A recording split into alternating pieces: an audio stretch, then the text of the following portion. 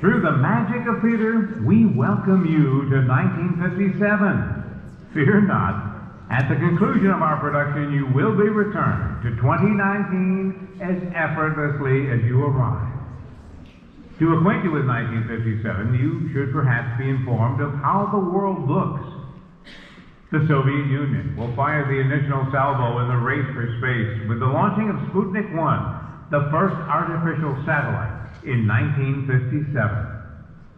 Dwight David Eisenhower, the former World War II Allied commander, is in his second term of office as President of the United States. It will be in this year that he will sign the Civil Rights Act of 1957. The outbreak of an influenza pandemic, believed to have originated in Asia, will claim an estimated 150,000 lives throughout the world, with nearly half of those being in the United States. While the original toy was modeled after the type of pie plate used by the Frisbee Pie Company, in 1957 the Wham-O Company will market the Flying Frisbee, which was originally called the Pluto Platter, to capitalize on the UFO frenzy. What do things cost in 1957? A loaf of bread cost 19 cents. A postage stamp remains steady at 3 cents, and gasoline is getting up toward an outrageous 24 cents per gallon. The manufacturer's suggested retail price for the legendary 57 Chevrolet Bel Air sports sedan, direct from the dealer floor, is a mere $2,424.32. And an average new home is selling for $12,200. But before you want to stay in 1957 to cash in on those bargains, you should first know that the average annual household income is $4,494. Born in the year 1957 will be Steve Harvey, Vanna White, and Donny Osmond. The hot new movies in 1957 are 12 Angry Men and Bridge Over the River Kwai. On Broadway, West Side Story, written by the famous conductor Leonard Bernstein, one of the most beloved and successful musicals of all time, will open in 1957 to rave reviews. Elvis Presley, the king of rock and roll, will release Jailhouse Rock from the movie of the same name in 1957. The newfangled invention, television, is beginning to become more and more popular, starting to arrive in more and more American households. In 1957, TV will add what will become popular and long-running shows such as the Western-themed Maverick, starring James Garner, and the courtroom drama Perry Mason, starring Raymond Burr. But radio is still king. Families gather around the radio each night to hear the adventures of their favorite stars. Imagination abounds as the stories unfold right before their ears. Now, you are in a radio studio as part of a live audience, about to experience a weekly radio show being broadcast live. Please pay particular attention to the instruction of the on-air and applause lights. You will also notice the Foley artist who provides the sound effects.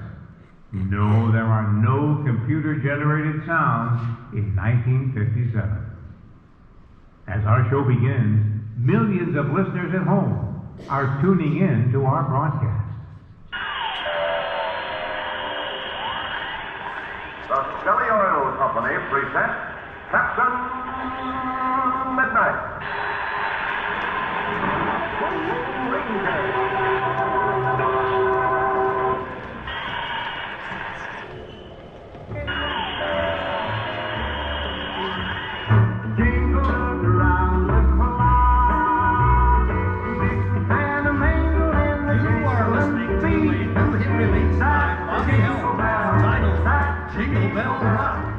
Good evening, ladies and gentlemen, and welcome to WBRC and America's favorite holiday program, the Jingle Bell Radio Hour, brought to you by the Bloomfield Rotary Club and Stan Steel Agency. When you need insurance for your home, your life, your car, call Stan Steel Agency, they're the best by far. 657-6101, Bloomfield. We have a fantastic show for you this evening as we proudly present an adaptation of the timeless and beloved Charles Dickens holiday classic, A Christmas Carol. Tonight's show is directed by famed and award-winning New York City and LA director, former Bloomfield resident, Mr. Greg Cicchino. The setting is the present December 1957 in Bloomfield, New York. So without further delay, WBRC Bloomfield Rotary and Stan Steel Agency present A Christmas Carol.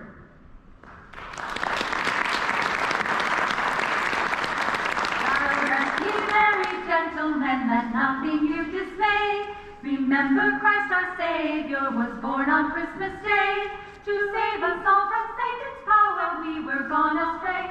Oh, tidings of comfort and joy, comfort and joy. Oh, tidings of comfort. Get away from here, you kids. I don't want any of that noise around here. You'll be annoying at some other house before I call the cops. It was Ebenezer Scrooge who shouted those words, chasing those caroling children out into the cold and snowy Christmas Eve, sending them running down the Bloomfield streets with fear in their hearts to replace the spirit of the season that had filled them just before his ranting stole it away from them. He has learned so very much since that fateful Christmas Eve, and his story needs to be told. The year of his astounding transformation was 10 years ago, Christmas, 1947. It was cold, bleak, biting weather. In fact, it was really a typical Bloomfield winter's day. As Scrooge trudged through the snow to his office, the grand old firm of Scrooge and Marley, Debt Collection Agency, LLC. As Scrooge glanced up at the front of his building, he noticed the sign, which was swinging wildly in the wind. He made a mental note to finally have Marley's name removed from all the company's signage and stationery. Jacob Marley, his late partner, had been dead for exactly 7 years, having died on Christmas Eve, 1940. A night which had almost as much howling wind and snow as this one. He turned his collar to the wind and wondered, what was the wind chill anyway?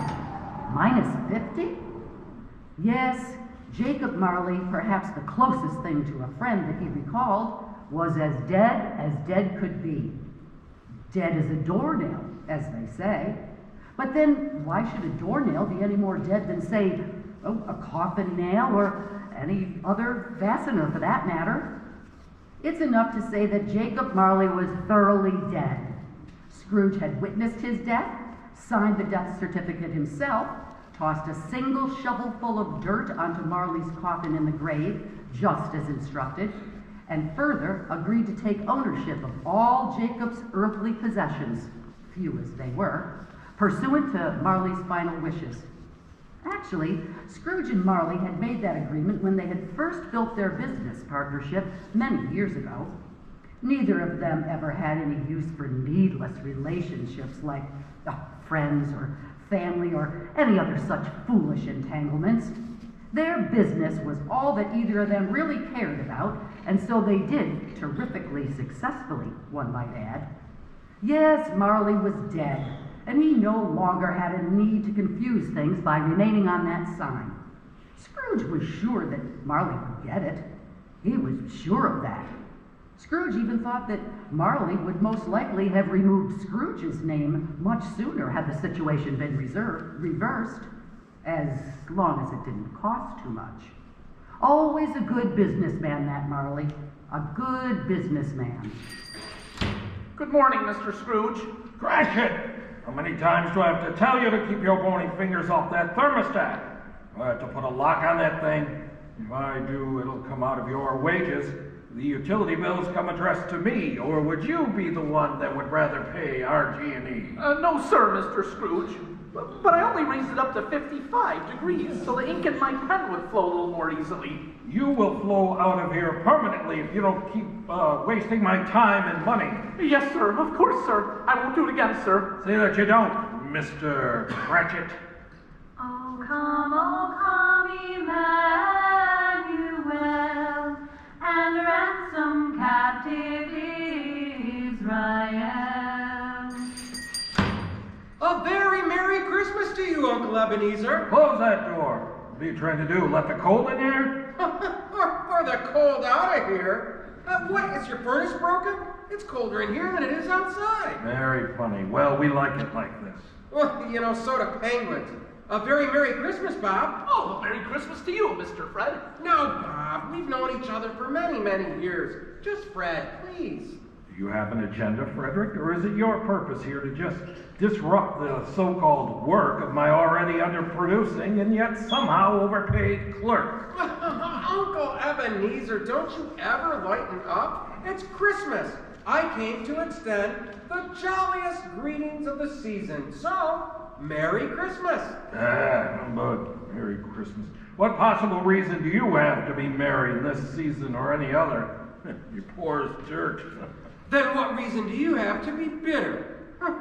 You're richer than John D. Rockefeller. This is a place of business, nephew. Now I'll thank you to leave us alone. Oh, come on now, Uncle Ab. Don't be mad. What else can I be when I live in a world full of idiots? Merry Christmas, humbug. Oh, what does it mean but a time for paying bills without money? Time for finding yourself a year older, but not an hour richer. I had my way, any fool who goes around saying Merry Christmas would be hung on his own Christmas tree and buried with a candy cane through his heart. Now just get out of here and leave us to our business. No, Uncle Ebenezer, if you'll only... Keep Christmas in your way and let me keep it in mine, sir. But that's just it. You don't keep it. Then let me leave it alone then. Besides, it doesn't seem to have done you much good. There are a lot of things that are good in this world that don't include money or profit. Oh, humbug, you idiot, your Christmas, you don't know what you're doing. But Uncle Scrooge, I just came here to invite you to join us for Christmas dinner tomorrow. Oh, thank you, Frederick. I'd rather start first. But why? We don't want anything from you. Really? We're not asking a thing of you. Nah, not even a gift for your charming wife, Elizabeth, is it? Or a tiny bauble for your little daughter, Rosina? Yes. Come on, Frederick, I was born at night, but not last night. Oh, I'm really sorry you don't get it. I came here purely out of the Christmas spirit. When you go, will you please take all the Christmas spirits with you? Good day, nephew. Good night, Uncle. Oh, and Merry Christmas to all, and all a good night. Oh, Merry Christmas, ladies. Let me get that door for you. Thank you, sir. Mr. Scrooge, sir? Cratchit, what are you doing? Get back to your desk. Well, excuse me, sir, but there's two ladies here to see you. Ladies? Good grief, what ladies? Do they have an appointment? It's almost time for closing. No, sir, no appointment. And that's just what I told them. That we're almost time for closing. They said it's about charity, and it wouldn't take long. Charity, you've got to be kidding me. Get rid of them. Hello. Merry Christmas, sir. Do we have the pleasure of addressing Mr. Scrooge or Mr. Marley? Mr. Marley's been dead for years. In fact, he died 7 years ago tonight. On Christmas Eve, how sad. Is there a particularly less sad night to die? If so, perhaps we should all make plans to avoid all sadness and book our checkout dates now. Oh, no, of course not. But I'm sure that Mr. Marley's generosity is well represented by his surviving partner, Mr. Scrooge. Oh, Mr. Marley's generosity was matched only by my own. Marvelous! We represent both the Bloomfield Rotary Club and the Bloomfield Lions Club. As you know, Mr. Scrooge, during this festive season, we all try to make some slight provision for the poor, the homeless, and the destitute. And we are also trying to battle maladies such as blindness. And polio. And there's so many thousands in need of the very simplest necessities of life. And many thousands more are in want of basic comforts right here in our little Village of Bloomfield too. Oh no, is Social Security going belly up just as I predicted? Well, no, sir. Not just yet. And welfare, is it still available? Yes, it is. Unemployment, food stamps, soup kitchens, still functioning? Yes, of course they are. Thank goodness. By what you were saying, I thought that they were all casualties of the most recent rounds of federal budget cuts. So I'm very glad to hear that isn't true. I must have heard some sort of fake news. Yes, well now, what amount can we have your name next to? Nothing. Oh, so you're going to want your generosity to be anonymous. I want to be left alone. I can't afford to make the riffraff wealthy by subsidizing their laziness. As a taxpayer, I give a ridiculous percentage of my hard-earned money to support those institutions and programs that I rattled off, not to mention others like shelters and free clinics. Those who are in a bad way must use these services. But many don't qualify and would rather die first than do that. Oh, well then, if that is really what they want, then they had better hurry up and die and decrease the surplus population. Good day, ladies. Good evening. Mr. Scrooge, sir? Now, what is it, Cratchit? I was just wondering if... Oh, yes, if you could leave for the day. Well, go ahead and say it. Well, yes, sir. I had hoped to... And you want the whole day off tomorrow, I suppose, huh, Cratchit? If it's not a problem, Well, sir. it is a problem. It's quite unfair.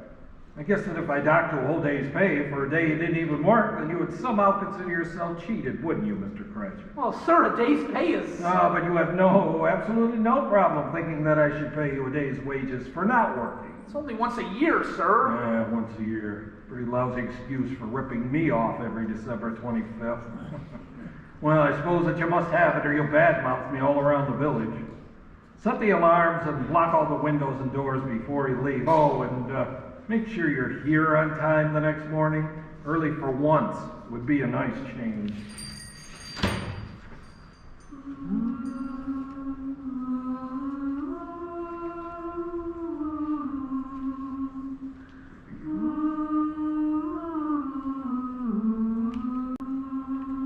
As he walked the snowy Bloomfield streets on his regular route back home that blustery Christmas Eve, Scrooge felt no pang of remorse, no twinge of conscience, no sense of guilt. After all, he had never experienced such weakling feelings before. Why, then, did those oh-so-familiar streets now seem ominously foreboding to him? Why did they seem darker than they ever had?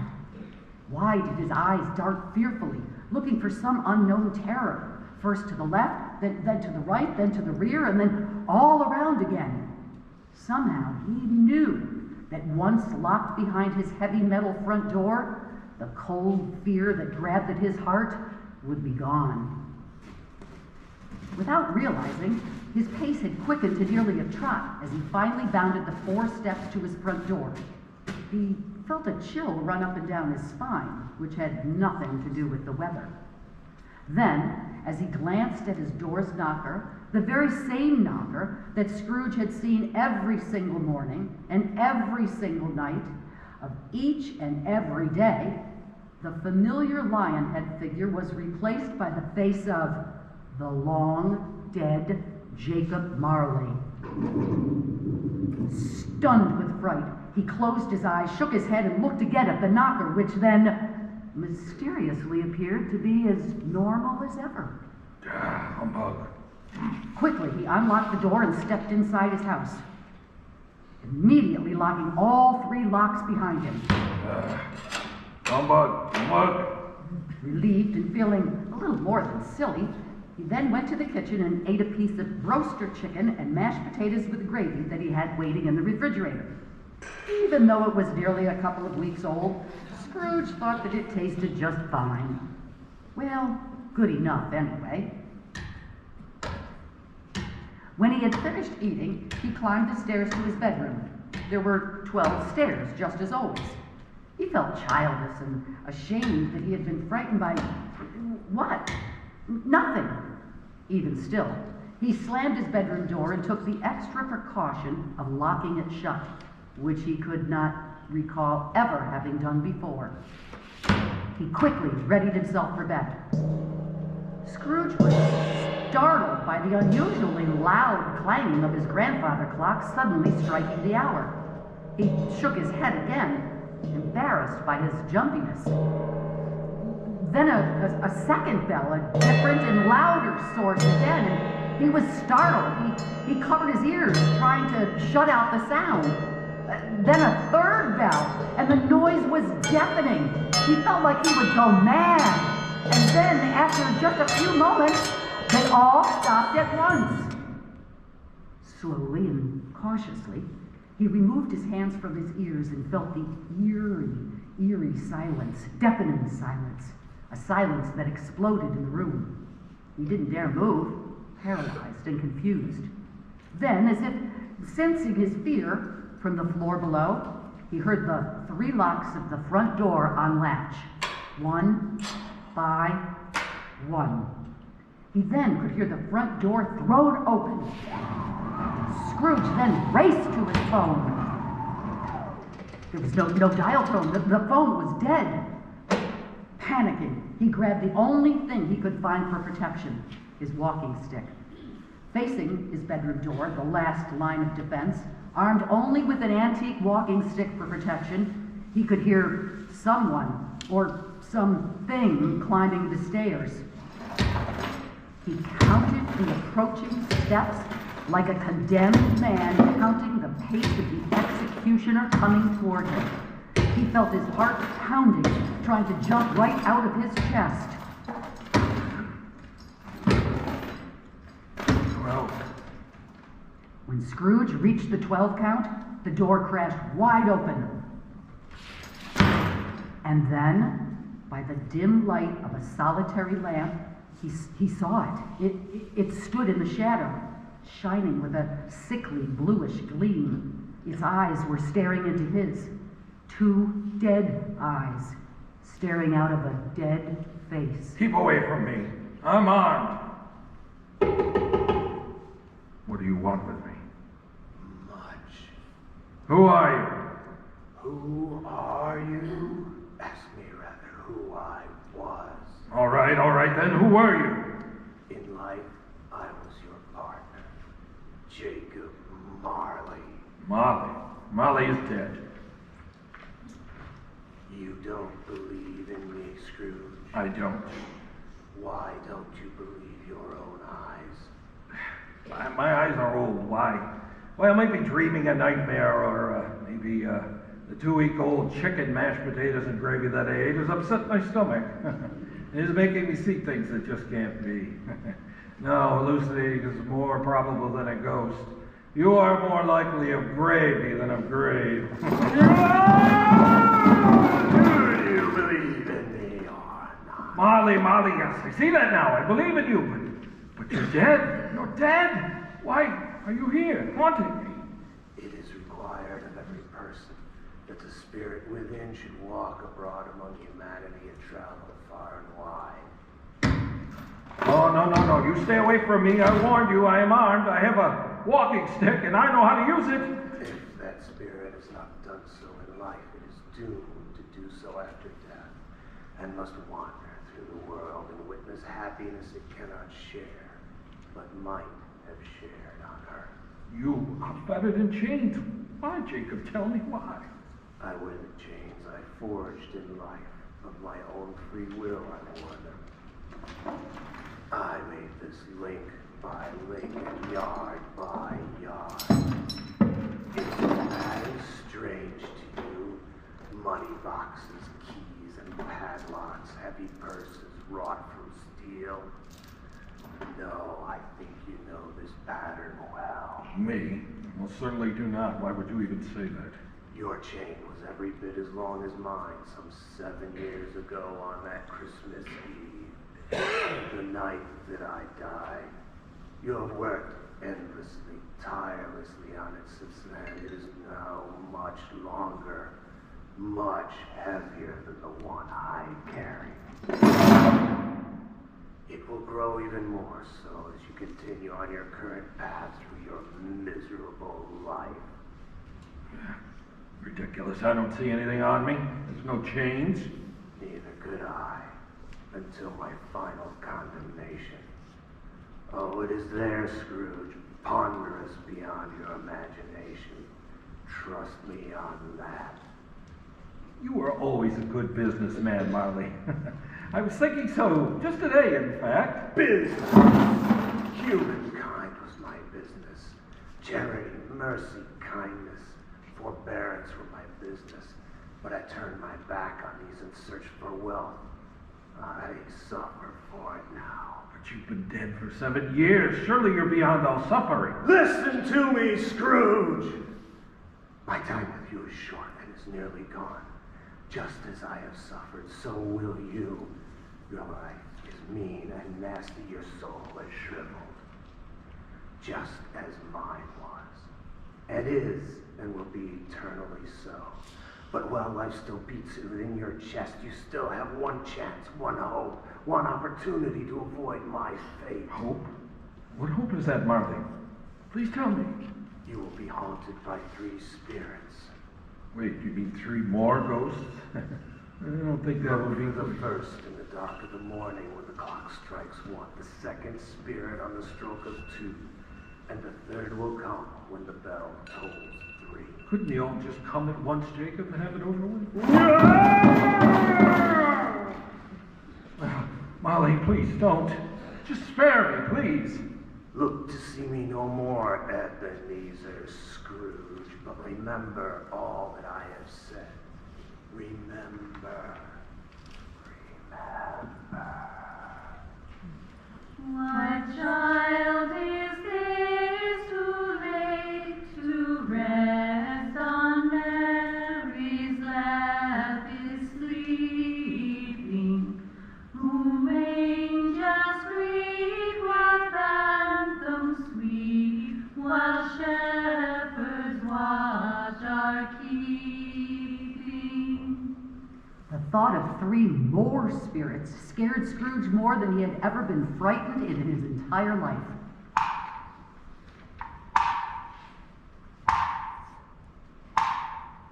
The chime startled him awake. He was quite surprised that he had even been asleep. How long he had slept, he had no idea. But the toll for the 1 o'clock hour caused him to hold his breath in fearful anticipation. He waited, a minute? He didn't know. Perhaps 2 minutes? Nothing. Only darkness and an eerie silence surrounded him.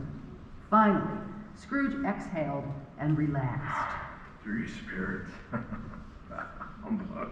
Confident now that it was all nothing but a dream, Scrooge rolled over to try to get back to sleep when, right there, just where Marley stood, was a blinding bright light. Scrooge covered his eyes.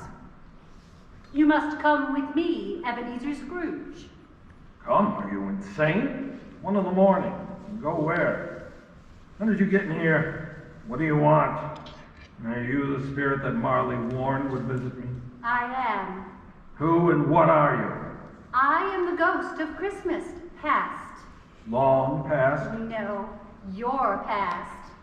Well, why are you here? For your welfare and your reclamation. Well, I don't need any of that. Rise and walk with me. Walk? Walk where? Out through the window, out into the night, out on the wings of the wind.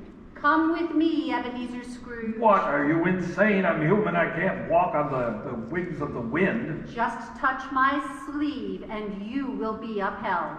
The ghost was a strange thing, small like a young girl, but not a child at all. Her long hair was white with age.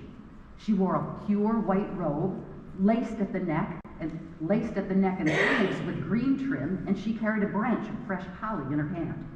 But the strangest thing of all was that from her head glowed a blindingly bright white light.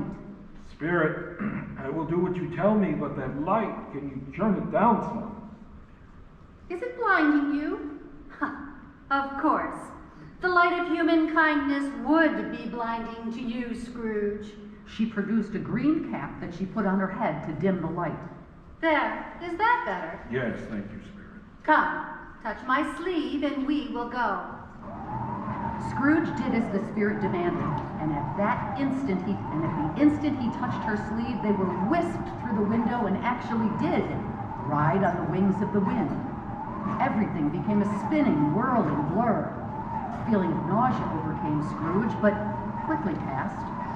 After some time, he had no earthly idea how long, they stopped and were standing in front of some old and stately buildings which seemed to Scrooge to be somehow oddly and distantly familiar. Around them, the wind howled and the snow piled on everything, yet he felt neither the cold nor the wind. Curious. Wait, where are we? Look What is more this closely, place? Scrooge. Look very closely. There. Now do you know where you are? Oh, yes, this is Carson Long Military Academy in New Bloomfield, Pennsylvania. Why, this was my boarding school. I grew up here. I went to school here. I had friends here. It was the best time of my life. Friends? You, Scrooge? Yes, these boys were worthy of the term. What about you, Scrooge? What do you mean? Were you worthy of the term friend? Look, here come some boys on a hay wagon. Yes, these are my friends, my boys. Hey, Sam, Dick, Patrick, Bruce. Hey, Ralph, Dan, Terry, it's me, Abby. They cannot hear you, Scrooge. Oh. Sam, Dick, Patrick, Bruce. No, Scrooge. I mean, these are only shadows of what once was. They can neither see nor hear us. But then, where am I? I don't see me. I mean, the young me. I was always with those boys. Oh, what memories. It's funny how you had forgotten this place for so long. Come, Scrooge, let's see another Christmas. They walked down a path as familiar to Scrooge as any path could ever be. Once again, he was struck by the fact that he did not feel the chill of the temperature, the dampness of the snow, or the bite of the wind. They stopped to look through the window on the great room of the oh-so-familiar dormitory building. Tell me, Scrooge, what is it that you see in there? I see a dingy room, dark and cold and drafty, where a boy sits alone and reading. A lonely boy, forgotten by his friends. It seems they've all gone home for Christmas. Yes, he wants to cry, but he doesn't dare. There, he lifts his face. Do you see him? Yes. His name? His name is Ebenezer Scrooge. Look again, Scrooge. Now what do you see? The boy. I am a bit older, but still sitting alone in the very same spot. The young girl is entering the room. Oh, it's... Fran! Abby! Oh, Fran. What are you doing here? Abby, I've come to take you home. Home? Yes, back to Bloomfield, New York. Home for good. Home forever and ever. Father's so much nicer than he used to be. Home is like heaven. Last night he said that you should come home to stay. Auntie arranged for me to come and get you. Oh, Abby, we will be together as a family. Fran, my little sister. She had such a big heart. Such a Poor delicate Fran. little girl. She always looked like a stiff wind could blow her away. You're right, Scrooge. Your sister did have a big heart. She died as a young woman, but had children, I believe. Yes, just one. Who is your nephew, your only living relative? Frederick. Come. Once again, Scrooge touched the spirit's sleeve, and once again the world was reduced to a whirling, spinning blur. When life came back into focus, they were on a brightly lit street of shops that left absolutely no doubt that it was Christmas time. Each little shop was decorated in its festive holiday best. They stopped in front of a shop that was even more festive than most. Do you know this place, Scrooge? I know it. Why, this is old Fezziwig's shop. I was an intern here. Look over there. Oh, it's him, old Chester Fezziwig, alive again. Bless his heart. Oh, old Fezziwig, no finer man ever lived. No more work, Ebenezer. We're done for the night, Tristan. No more work today. It's Christmas Eve, boys. Time to party. Move everything out of the way. Let's see. We'll set up the bar over there. The caterer's going to need plenty of room. Oh, we'll need even more room for the dancing. Woo-hoo! As soon as you finish, I'll have your Christmas bonuses for you. So get a move on, boys. Christmas! Woohoo! The first Noel, the angel did say, was to certain poor shepherds in fields as they lay, in fields where they lay keeping their sheep on a cold winter's night that was so deep. Noel, Noel, Noel, Noel, born is the King of Israel.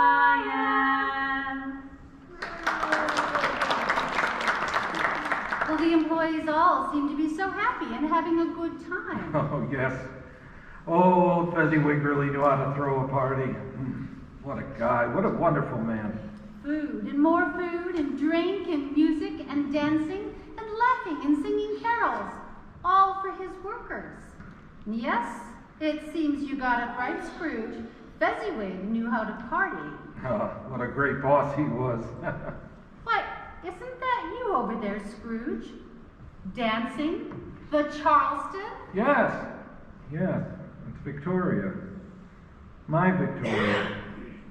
We went together for a long time. I've almost forgotten just how gorgeous she was, and how wonderful.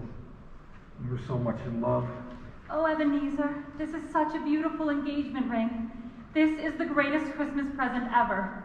You are quite the romantic, Ebenezer Scrooge. I love you so much. I can't wait until we are married. You have made me the happiest woman in the world. Victoria. It was not a very big celebration, really. Fezziwig couldn't have spent very much on the affair, but certainly enough to make these silly people be filled with gratitude. He shouldn't really get as much credit as these people seem to be giving him. It isn't that, Spirit. He had the power to make us happy or unhappy, to make our work a pleasure or a pain. He cared about his employees. What is it, Scrooge? Nothing. Let's leave now. These are merely shadows of things that were. They are as they were. I know. Don't blame me. I get it, but I just don't want to see any more, so take me back. We're not done yet, Scrooge. Suddenly, a fog enveloped everything so that Scrooge couldn't even see his hand in front of his face. After a minute, and just as suddenly as it had come, the fog cleared, and they were at Scrooge's office. But it seemed to Scrooge that it was years ago, as he had not yet seemed to have quite reached middle age yet. He saw himself sitting alone at his desk at Scrooge and Marley, smiling over the day's figures. The door opened. In came Victoria, her eyes red from crying. Ebenezer, I have given a lot of thought to what you've said, and I still have to say no. I've loved you, but I've seen a change in you that I just can't handle. I've tried to deny the truth to myself, and I've even tried to overlook things, hoping that you would change back to the man that I loved years ago. I even hoped that I could learn to accept the changes in you somehow, but I just can't. I've seen your love for me become replaced by a love for another, a golden other. You love money now, the having and the holding and the pursuit of money. I can never replace that drive within you, and I cannot, and I will not compete with it for your affection. You may say that you love me, and maybe in some way you still do, but money is your true love and your true desire. So I release you, Ebenezer. Here is the engagement ring. Please believe me when I say that I truly wish you the best, and I hope that you find lasting happiness someday. Goodbye, Ebenezer. My Victoria. You didn't say anything. No, I didn't. She went. Out of the room, out of your life. Take me back home. One shadow more. No, take me back. One glimpse of Victoria and still another Christmas. No, no more. Happy in a home that might have been your Take home. me back. Laughing with her children who might have been your children. No, haunt me no longer, do you hear me? Haunt me no longer. This concludes the first part of our presentation of Charles Dickens' immortal classic, A Christmas Carol, exclusively on WBRC and America's favorite holiday program, the Jingle Bell Radio Hour, brought to you by Bloomfield Rotary and the Stan Steele Agency. When you need insurance for your home, your life, your car, call Stan Steele Agency. They're the best by far. 657-6101 Bloomfield. We will take a 20-minute break from our show for our studio audience to visit our refreshment area and to stretch legs and catch breaths.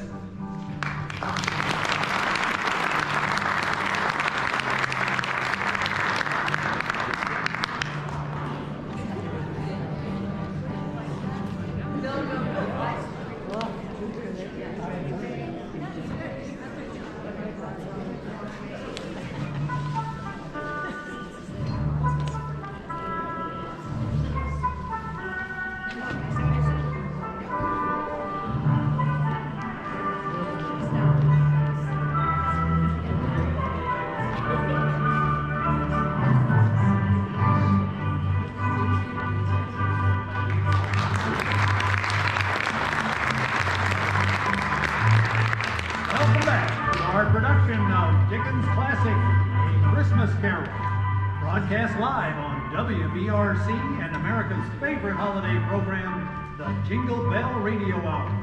Brought to you by the Bloomfield Rotary Club and Stan Steele Agency. When you need insurance for your home, your life, your car, call Stan Steele Agency. They're the best by far. 657-6101 Bloomfield.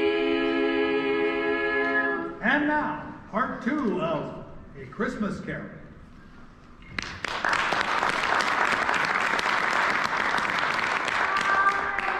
In a manger, no crib for a bed, the little Lord Jesus laid down his sweet head.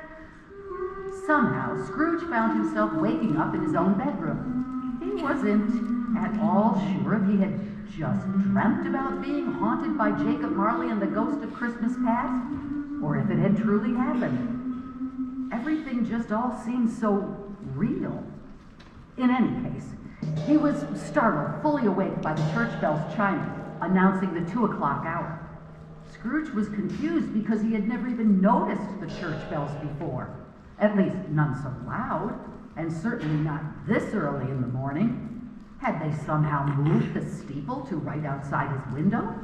Or were they the bells of St. Bridget's, or St. Peter's, or even St. Catherine's, perhaps? Regardless, they were as clear, as the saying goes, as a bell. Determined to be fully prepared for the next spirit, just in case this was not merely some crazy nightmare, he jumped from his bed to wait for the spirit's arrival, maybe even catching it unaware. Oh yes, turnabout would be fair play. Seeing no one or no thing, he did notice a light shining from beneath the other side of his bedroom door. Slowly and quietly, he crept over to the door and then he opened it, quickly, but cautiously.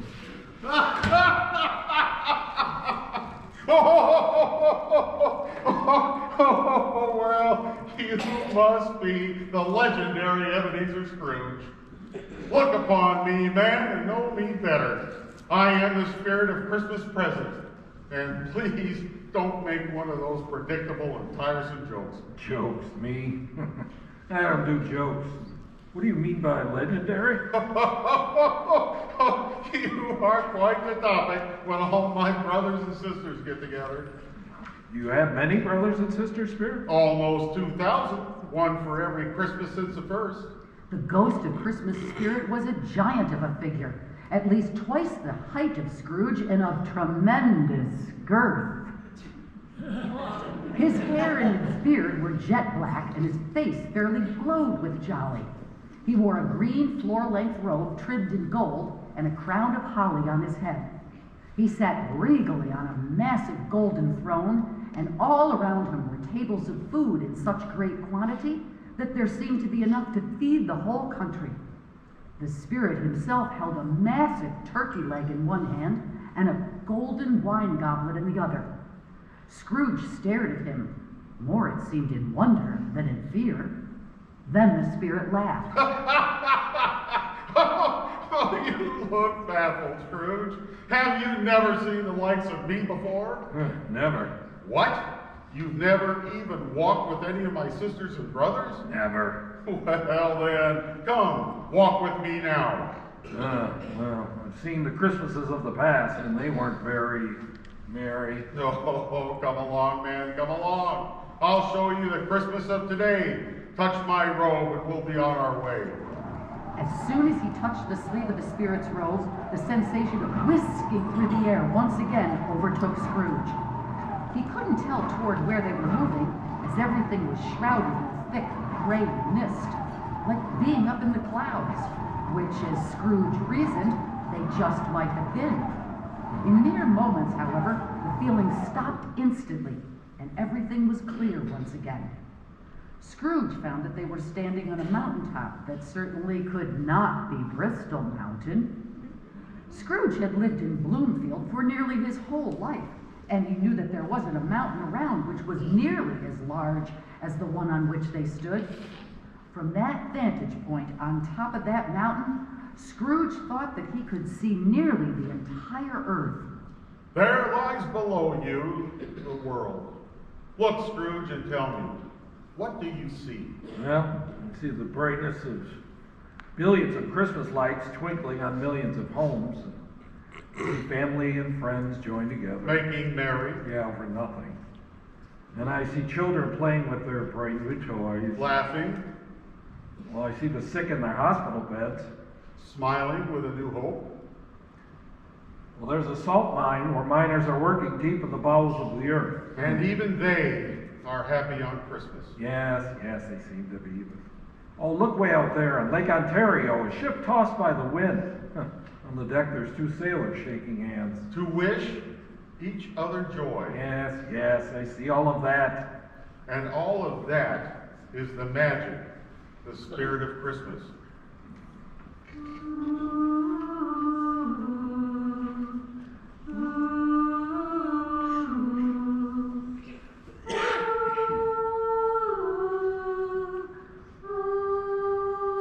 Come with me now. There's a miserable room in a miserable four-room house where lives a man you know well. Look there, Ebenezer Scrooge. You see them? Yes, I see them, but I have no idea who they are. You said I know them? They are Bob Cratchit's wife, Christine, and their 6 children. Grace, Faith, Dominic, Bobby, Sarah, and Tim. 6 children? 6? Well, I had no idea. Well, maybe you would have known if you had ever bothered to ask. Well, wait a minute. I only see 4 kids. The eldest, Grace, is hiding in another room to surprise Bob when he gets back from Christmas Mass with Tim. Tiny Tim. Then the door burst open and in burst Bob Cratchit. He carried a little boy on his shoulders, giving him a pony ride. The boy was carrying a crutch. They were both laughing heartily.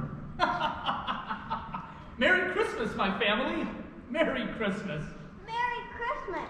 Daddy Tim, Merry Christmas! Welcome home, Bob. Merry Christmas. Hello, my love. Hi, kids. Now, wait, let me get my coat off. To Scrooge, this seemed to be a totally different Bob Cratchit. He was confident and strong. He didn't seem at all like the meek and timid clerk that Scrooge thought that he knew. Cratchit was, well, happy. Hey, where's Grace? I was sure that she'd be here by now. Carlton said she can't make it over today, Daddy. She said that she's way too busy. She said that maybe if she has some time, she can visit us tomorrow. Not coming on Christmas? It just won't be the same without Grace. Here I am, Daddy. Grace, you got me again. Well, now that you're here, Christmas will be perfect. You should have known, Daddy. There's no way I would ever miss Christmas with my family.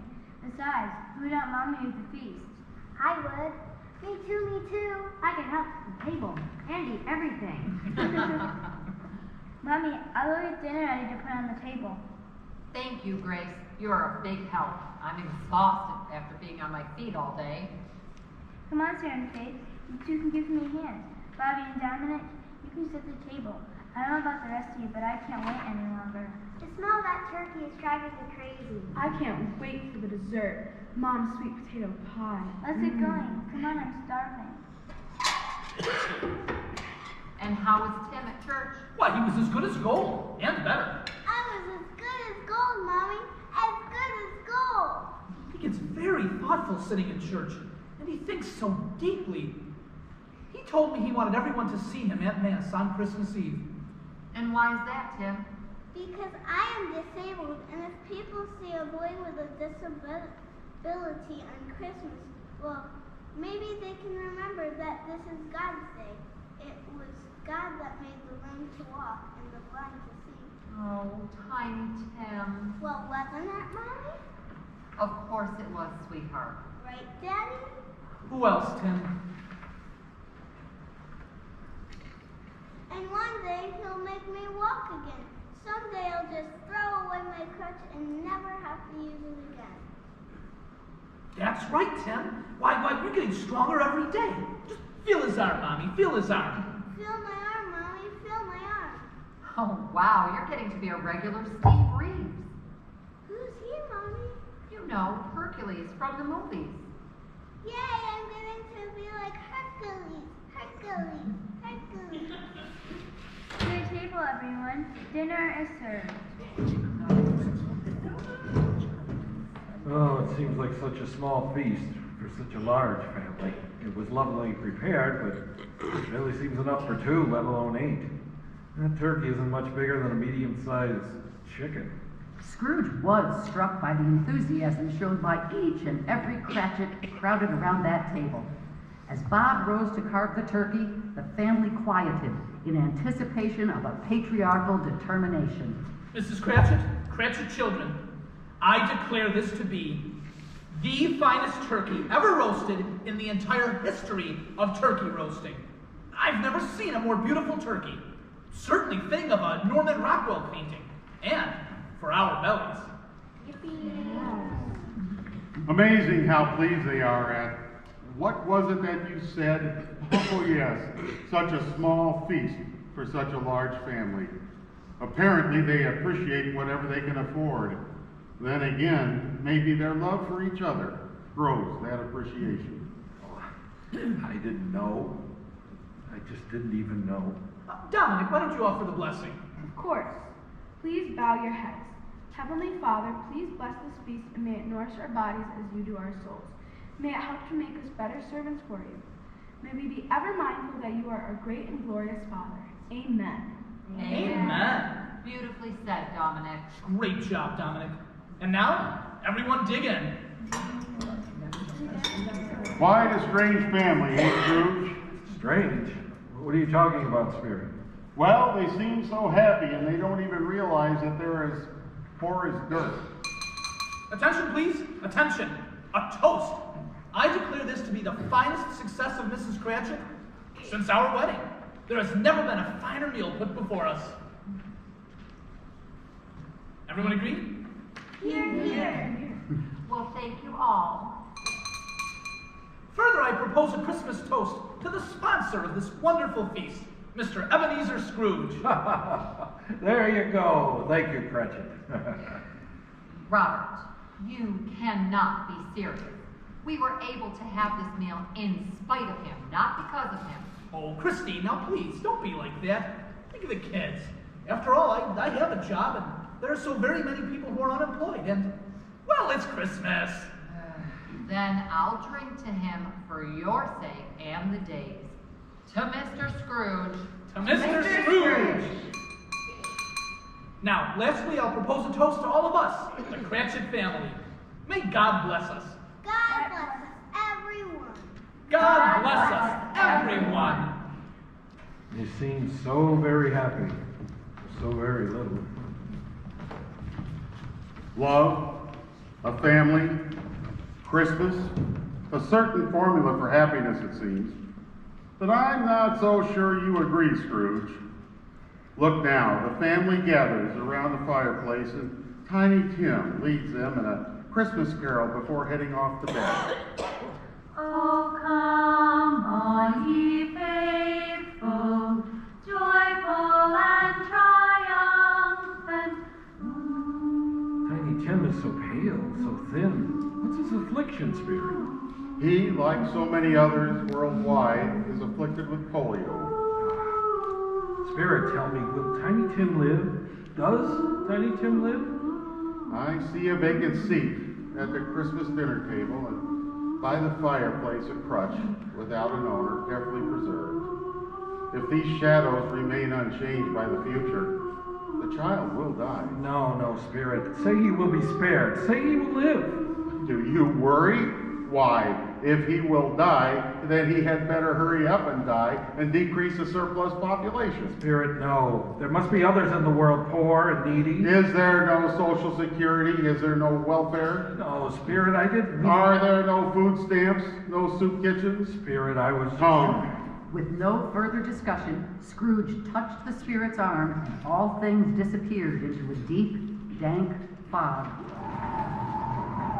When the fog quickly cleared, they stood in a bright, cheerful room in a bright, cheerful house, crowded with bright, cheerful people, all laughing that infectious laugh that seems to go from person to person, like a pandemic, causing each one to laugh a long, deep belly laugh. What is more contagious than laughter? Soon, Scrooge found himself struggling not to burst out laughing. How ridiculous, he thought. These were complete strangers. Scrooge didn't even know why they were laughing, and they were infecting him with their laughter. Just then, Scrooge heard a familiar laugh. Absolutely the loudest laugh of all. The ringleader, the alpha laugher. It was unmistakable. It was his nephew, Fred. And then he said Christmas is, what was it he said? Humbug! Yeah, that's it, humbug! And he believed it too! What a stick in the mud he must be, Fred. What is a humbug anyway? A humbug? I don't know, Elizabeth. Beats me. I never heard anyone else use it, but he's one funny old dude. Oh, sure, he could be so much less bitter. You know, his issues have issues, but his issues also have their own punishments, and, well, I don't hold them against the old guy. Issues, that's for sure. Well, he is very rich. At least that's what you tell me. But that in no way makes up for his crappy outlook on life. Although I'm positive he thinks it does. Anyway, we'll never see a penny of his fortune, that's for sure. I don't want a thing from him anyway. Scrooge had never seen his nephew Fred's wife, Elizabeth, before. She was very beautiful, exceedingly pretty, almost unfairly so, with a gorgeous face and blonde hair styled to accentuate her beautiful features. Her blue eyes were sunny and twinkling, even without trying. In reality, his money's no use to him since he spends none of it except on absolute necessities. He does no good with his money. He doesn't make himself comfortable, and he lives like a pauper. He definitely doesn't give it away, certainly not to charity.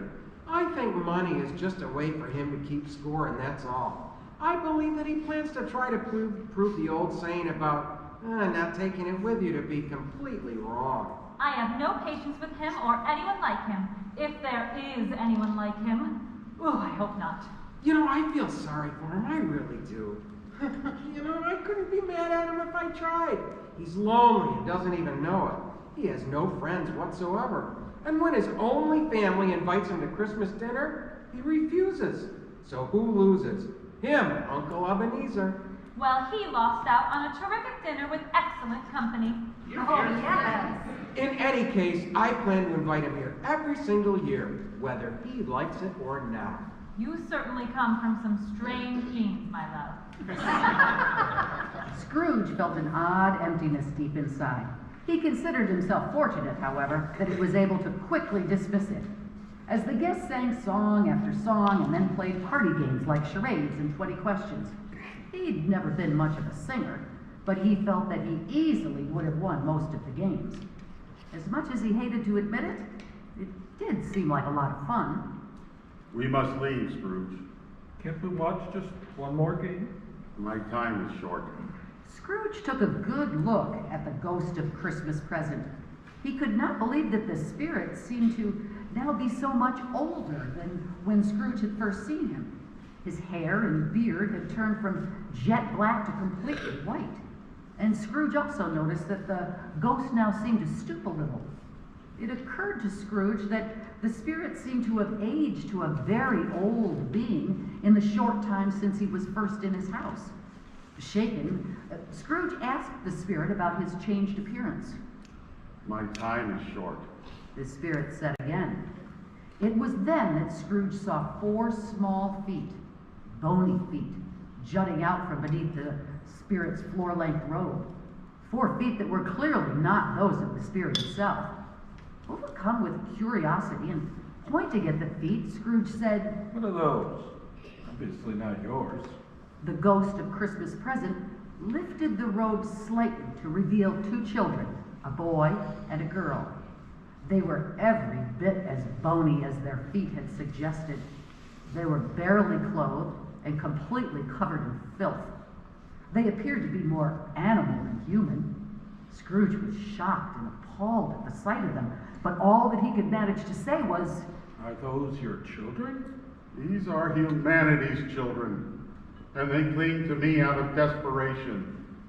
This boy is indifference. This girl is want. Beware them both, and all that they are and all that they mean. But most of all, beware this boy, indifference. He brings doom. Well, isn't there some place for them to get help, to get food, the simple necessities? Are there no soup kitchens? Is there no welfare? Scrooge felt a slam to his brain as the spirit, for a second time, used his own words against him. The world was once again quickly enveloped in an overwhelming fog. Spirit, wait, come back! Are there no soup kitchens? Is there no welfare? Scrooge was alone again.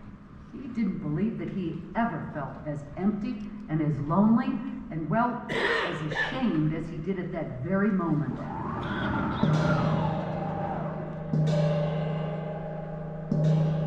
Scrooge stood with his head bowed with the words of Marley haunting his memory. You will be haunted by 3 spirits. The third will come when the bell tolls 3. As suddenly as it had come, the fog disappeared and Scrooge found himself on a darkened, deserted street.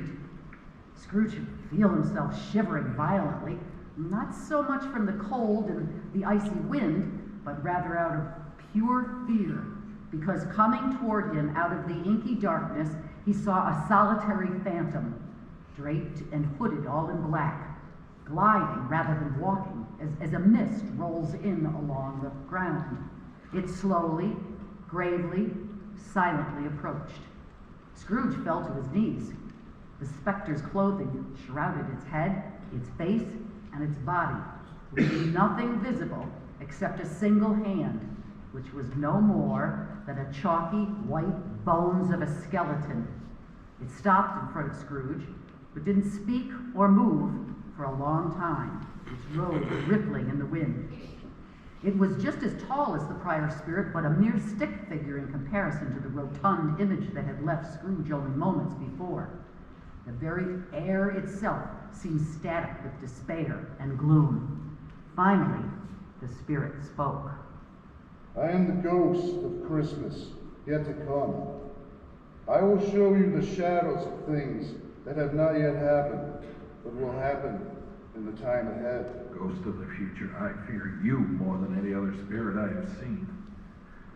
Since I believe that you are only here to do me good, and as I really hope to change the way that I think and believe and act and speak, I will do whatever you tell me to do.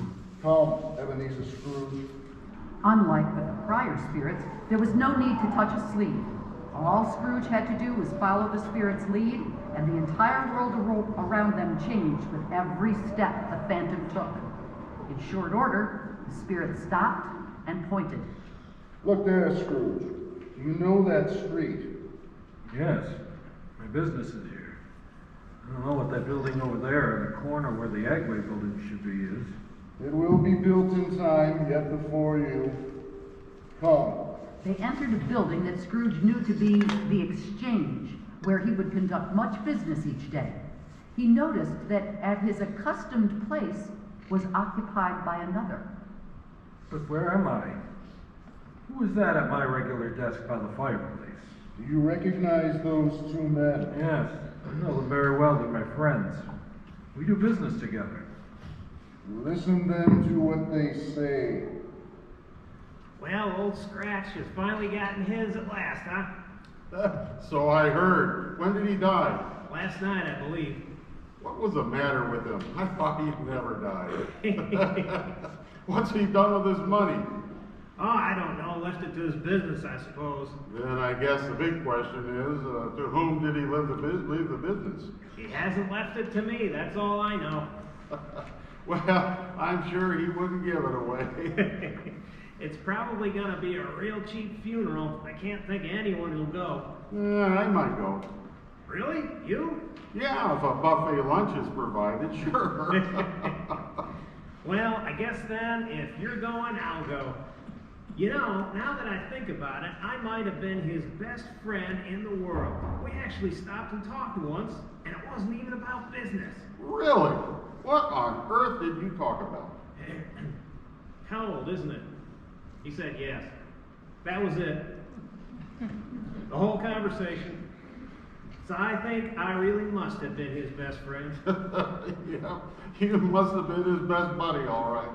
Well, let me know if you're definitely going to go. Maybe we can go together. He'd certainly appreciate the irony of us carpooling. Okay, I'll let you know. Well, I better get back to the office. I'll call you if I'm going. Thanks. Have a good day. Who are they talking about? Who died? Come. Where are we now? This can't be Bloomfield. If it is, I've never seen this part of town. Like in all towns, this is a part where those who have little to claim in this world secret away from the rest. Unless one has a need, it is hidden from those who do not. Small villages, big cities, it does not matter. There are always those who are either cast or choose to be isolated from. Gentle folks such as you, Ebenezer Scrooge. I thought that these sort of places left with Herbert Hoover years ago. Did you?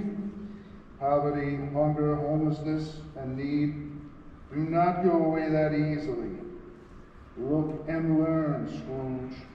Scrooge saw an old man calmly smoking a pipe in a makeshift tent fashioned by curtaining of miscellaneous tatters hung upon a line.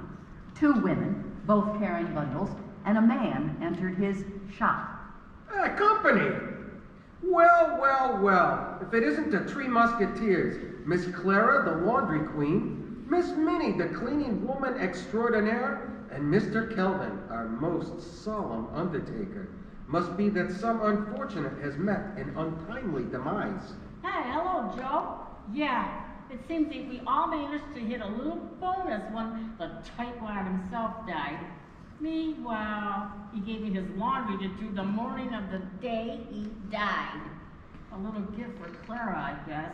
Yeah, I heard he died. I should have figured you three would have been Johnny on the spot. Ain't we always? I come to clean his place late in the day and he must have just died. He was stiff as a board, but still a bit warm. I got my dude, then called 911. The Ontario County Sheriff came right away and even thanked old Minnie for doing my civic duty. Hey, can we do our business, Joe? It's not good for me to be seen here. Yeah, let him go first. He gives me the creeps. Hey, the feeling's quite mutual, madam. Believe me. Okay then, Calvin, what do you got? Calvin, the undertaker, reached into his coat pocket and removed a small bag, opened it, and poured the contents onto the table in front of Joe. Gold pocket watch and chain, 2 gold cufflinks, and a gold tie clasp. How'd you get them? I removed them just before sealing the casket. Sneaky. Creepy. See, I told you. Look, not one person came to mourn him. No one to view the closing of the casket. I figured there was no one to claim the goods, and no one cared. Certainly no one would visit his grave. Why should they be buried with him? Who'd really ever know? Joe removed a jeweler's hoop from his pocket, and putting the eyepiece in place, he studied the pieces. I hate to disappoint you, Kelvin, but these are only gold-plated. I should have figured he wouldn't spring for good stuff. The best I can do is $20 for the lot. That's it? Well, hey, I gotta resell this for some profit, you know. Hey, if you think you can do better somewhere else, I'll be here when you come back. Nah, I'll take it now and be done with it. The undertaker took his money and left in a hurry. Clara, the laundress, was next. Here you go, Joe. 5 dress shirts, almost like new, and 3 pair of wool pants in excellent condition. I might add that. And you will also find 3 bath towels, and I'm sure they were hardly ever used if you get my meaning. I figure there ain't much call for underwear and socks, so I just tossed them. Wait, boxers or briefs? Ugh. I'm just curious. Oh, tiny whiteys, of course. No one ever tighter than him, you know. Joe looked over the clothing and said, I've always been a soft touch for the ladies. $15 and I'm probably gonna lose money. Oh, my heart just bleeds for you. Done. Clara, too, left immediately. Scrooge watched in horror and disgust at the apparent disrespect for a dead man. Finally, Minnie the cleaning woman displayed her spoils, which she carried in a large cloth sack. Now, I know that this is some high-quality stuff, Joe. Well, let's see here. Silk-fitted sheets, silk covers, pillow covers with goose-down pillows, and a handmade bed cover. Pretty nice stuff. Are these from his deathbed? Of course. He was easy enough to move, even as a stiff. Wasn't much to him to begin with. So you grabbed these before calling the cops, huh? Like I said, I got my due and then alerted the authorities. No one is the wiser. You got guts, Minnie. I'll say that for you. Nothing you ever brought me became unprofitable. Hey, I'll give you $30 for the bundle. But don't you dare tell the others. I got a business to run. Tell them I gave you 15. That'd be about the fair market value. You're a decent man, Joe.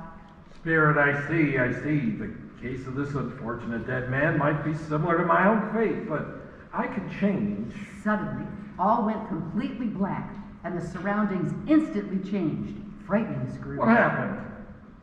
You know where we are now. No, I don't. Tell me what you see. This is a cold, dark, sterile-looking room with tile floors, stainless steel tables.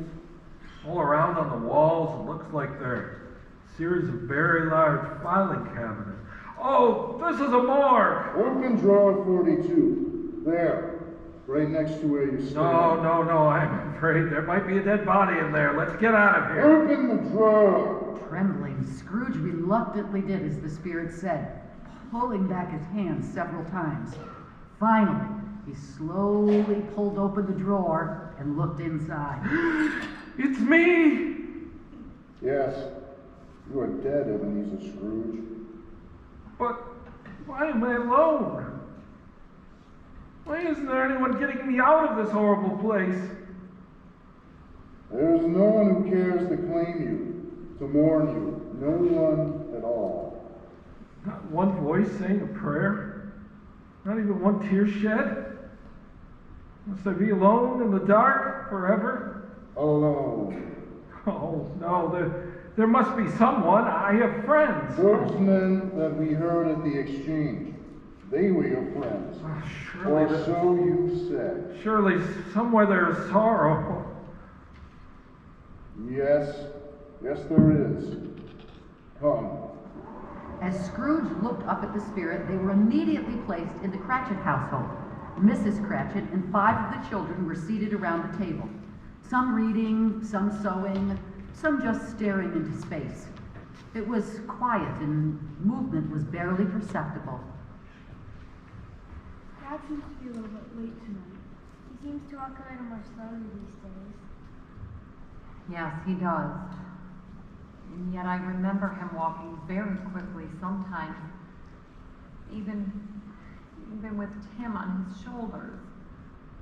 But Tim was so light, and your father loved him so much, he was never a burden to him. The door opened and in came Bob Cratchit. Hello, everyone. Sorry that I'm so late. Well, you're not that late, Bob. Welcome home. It's good to be home. Oh, I ran into Fred Chandler, Mr. Scrooge's nephew, on the way home. He spoke for a while. Such a nice man. He noticed that I seemed a little distracted. He asked me if there was something wrong. I told him what had happened. He said that he was deeply saddened and was very sorry for my wife and children, too. He told me that if we needed anything at all, we should go to him.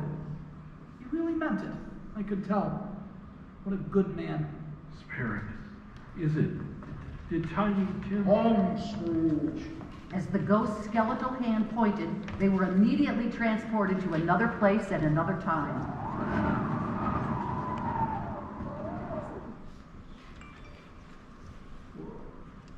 What is this, a cemetery?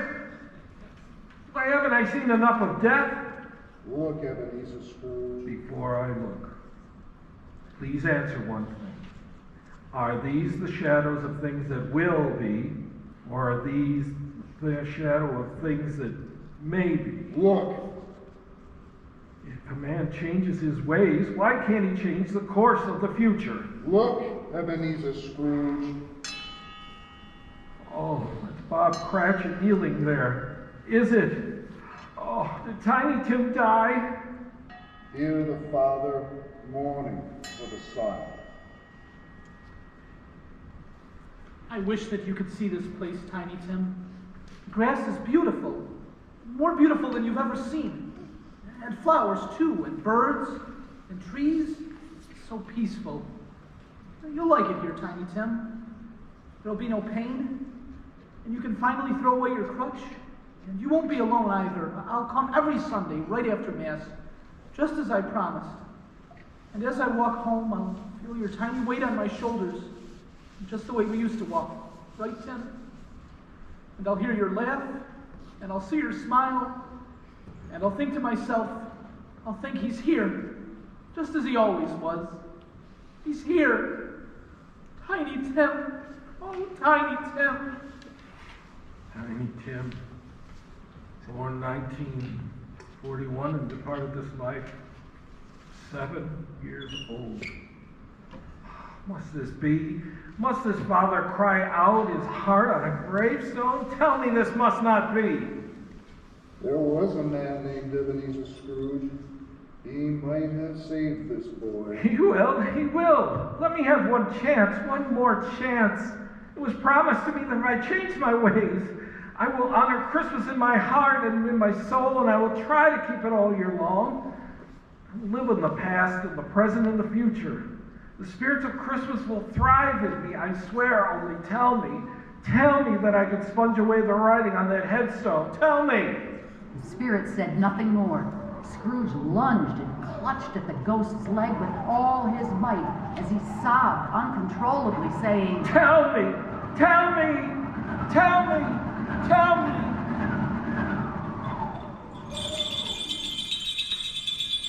Scrooge opened his eyes and found that he was in fact not grasping the spirit's bony leg, but instead his bedpost. His bedpost. He quickly let go and looked all around the room. His room. The sun was streaming through his window. He instantly became ridiculously giddy and excited and a lot confused. He giggled out loud. This is where old Jacob stood, and that was where the spirit of the past was, and that's where the ghost of Christmas presents sat. Predictable and tiresome jokes, I get it now. Christmas presents. It's all true, it really happened. It was just then that the church bells rang out. Scrooge giggled, Scrooge laughed. Oh, those bells, those beautiful, wonderful bells. Gong, gong, gong. Unexpectedly, it occurred to him that he didn't even know what day it was. Scrooge was suddenly afraid that Christmas Day had passed during the visit from the spirits. Oh, no. Tell me that I didn't miss it. Oh, please. No, I couldn't have missed it. Oh, could I? Oh, please. No. Panicking, he rushed to the window and flung it open and saw a young boy passing in the street. You there, young fellow! Scrooge wondered to himself if they even called boys young fellows anymore. Who? Me? It wasn't me. I didn't do nothing. Yes, I know that. Please, can you tell me what day it is? What day? What are you kidding? Where you been? It's Christmas Day. Oh, oh, where have I been? Christmas Day. I didn't miss it. I didn't have to wait for another year. The spirits did it all in one night. They did it all in one night. Marvelous, miraculous. His head was spinning with thoughts of the new Scrooge. Tell me, big guy, do you know the farm right outside the village? Scrooge reasoned that big guy was probably better than young fella these days, although he wasn't quite sure why.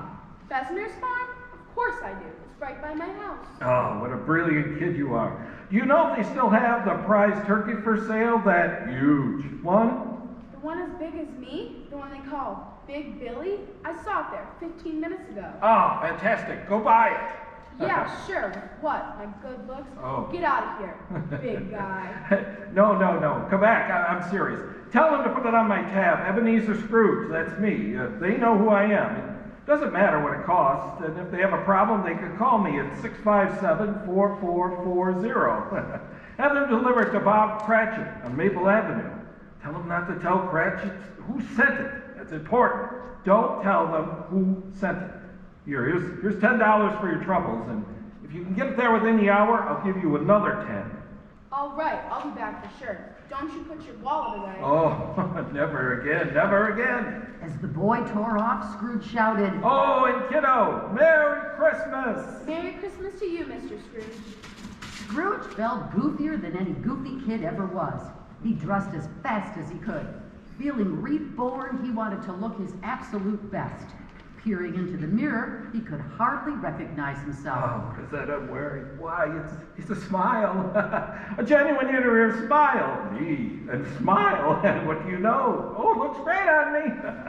Scrooge danced down the stairs, counting the steps all the way. 10, 11, 12. And skipped out the door whistling. He passed dozens of people on their way to church on that marvelous, beautiful, bright Christmas morning. Merry Christmas! Merry Christmas! Merry Christmas! He did not miss Merry Christmasing a single person on the street. Most of them looked shocked to hear that wonderful, cheerful greeting from old Scrooge. He felt wonderful. He passed a choir of carolers. Many of them were the very same children that he had chased away the day before. We wish you a Merry Christmas, we wish you a Merry Christmas, we wish you a Merry Christmas and a Happy New Year. Applauding and cheering, he paused long enough to toss a $50 bill into their donation bucket, saying, Oh, you all sound so beautiful, just wonderful, exactly like angels. Merry Christmas! Oh, thanks, Merry Christmas! He had the further good luck of running into the two ladies that had stopped by his office the day before, representing the Bloomfield Rotary Club and the Bloomfield Lions Club. Running into is not quite right. He could tell that they were trying to avoid him, but he followed them across the street and tracked them down. He laughed at the thought that they probably believed that he had become a stalker. Good morning, ladies. Merry Christmas. A very Merry Christmas to you both. Mr. Scrooge? Mr. Scrooge. Yes. I hope that you had a successful fund drive, and if it's not too late, I would like the honor of adding to your total. Scrooge reached for his checkbook and asked, To whom should I make the check? He wrote them a check that made their eyes pop right out of their respective sockets. Scrooge was having a blast at last. Mr. Scrooge, this is unbelievably generous. $2,000? Mr. Scrooge, I can't believe it. Not enough? Then here, I have $200 cash in my pockets. If you need more, stop by my office tomorrow. Believe me, there are quite a few back payments in there. Merry Christmas, ladies. I gotta run. I have a dinner to get at my nephew's house, and I don't want to be late. We'll be playing charades. Merry Christmas, ladies. Merry Christmas. Scrooge learned that it is a whole lot of fun to shock, to truly shock people in a good way. His nephew Fred nearly fell over when Scrooge showed up at his door, welcoming him like the most honored of all guests. Scrooge thought that Fred's friends were wonderful, and they genuinely liked him too. He found Fred's lovely wife Elizabeth to be an absolute doll. They hit it off right away. Scrooge's favorite part was when she said, Uncle Ebenezer, you are so much fun. You're nothing like Fred described you. No, but this is how my mother always described him. I always knew that he had to be hiding in there somewhere. The dinner was really fantastic, and Scrooge found that the company was awesome. Old Scrooge had so much fun playing parlor games, singing songs, and, well, laughing from the belly so much that it hurt. And when it was over way too soon, he couldn't wait until the next Christmas yet to come. But of all the wonderful shocking that he did that Christmas day, none was more fun than at the office the following morning. Scrooge had arrived early enough to be at his desk before Bob Cratchit could sneak into the office. Late by 5 minutes, of course. Cratchit tried tiptoeing his arrival, but Scrooge was ready for him. Using his classic voice, he growled, Cratchit, what do you mean by waltzing in here at this time? Oh, I'm so sorry. I'm a little late, Mr. Scrooge. I was trying to get... Well, I don't want to hear it.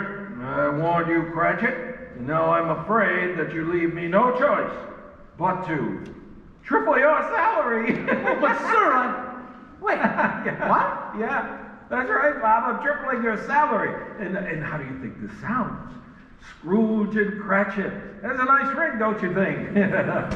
Oh, Bob?